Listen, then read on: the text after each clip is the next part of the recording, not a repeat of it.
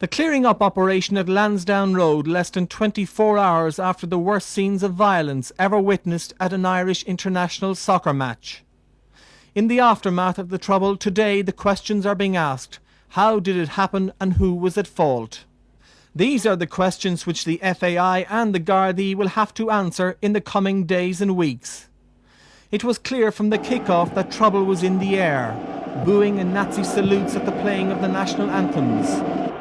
But the real trouble flared up minutes after the Irish goal was scored. The questions have to be asked. Why were the English fans on the top deck of the West Stand and some Irish fans mixed in with them?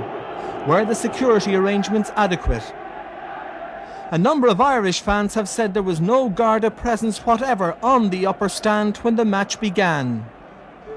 Alan Hunter says the FAI certainly have questions to answer. In the last couple of years, there has been a tendency with the FAI to want to know exactly how much money they can get out of you. But the most damning evidence of all that something went horribly wrong in the ticket allocation comes from some of the home supporters. Brian Doody and 4 of his friends are ardent followers of the Irish team. Brian has been at the last 2 World Cups and all home internationals for the past 10 years. Last night he and his friends found themselves in the front row of the West Upper Stand, surrounded by hundreds of English fans. I was up in the upper tier in the West Stand at Lansdowne Road, surrounded by English supporters. They were literally in our seats when we tried to sit down. They moved and they were just all around us in the aisles and everything. But where did you get your ticket from? We got them from the FAI. After we block booked 10-year tickets, they gave us this complimentary, about 5 of us.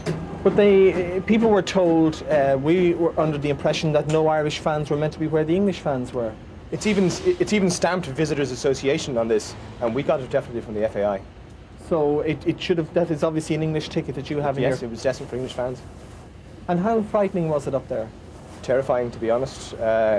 There was just punches and kicks coming from all directions. There was a little boy behind me. I saw him getting dragged out of it. There was an elderly man who was punched as well right in front of us. And when you arrived at the beginning, did you sense trouble? Yes, a lot of tension in the air. A lot of the English now, they were just waiting for something to spark them off. And there was definitely going to be trouble. The tickets which Brian and his friends had for last night's friendly match were for the West Upper Stand. Written across it is Visitors Association, clearly not meant for Irish fans. The Upper West Stand was not the only place where there was trouble. Brian Murphy and his friends were in another part of the ground. For starters, they're saying the West Stand was the problem. We were on the North Terrace and there was a piece sectioned off for English fans. There was about 40, seemed to be fairly young people. They looked like if they had no tickets, they just put in there. But the incident started when we actually were leaving the ground. They actually got out of that section by a back gate, which there was only 3 policemen actually on that part of the ground. And when we went back down in the tunnel, there was no way really getting out of the ground because, in fact, it was sort of bring back sort of thing, well, this is going to be a disaster, it's going to be like Hillsborough, because actually our feet were off the ground. This evening, the chief executive of the FAI, Sean Connolly, confirmed the organisation was now carrying out its own internal inquiry into what happened last night. Whether or no, even if there were to be an outside commission set up by the government itself, or indeed by the 2 football associations, we would still carry out, at this precise moment in time, our own internal investigation. Many of the people working in the stadium were FAI, if you like, employees and so on.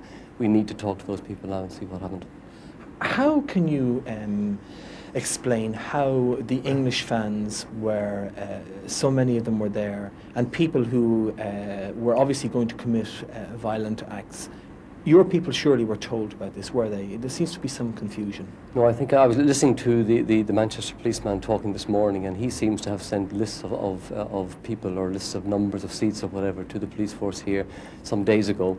We certainly were not aware of that list. Our people, our stewards, were not aware of those people coming along until right up against the time So itself. are you saying the FAI never knew that there were troublemakers on their way, that there were a list of 50 people who perhaps were involved in this type of violence? We were not aware of any list of people coming in that event. We expected to have the usual troubled people that you get at matches, 15, 20 people, and we geared up accordingly to deal with that 15 or 20 people.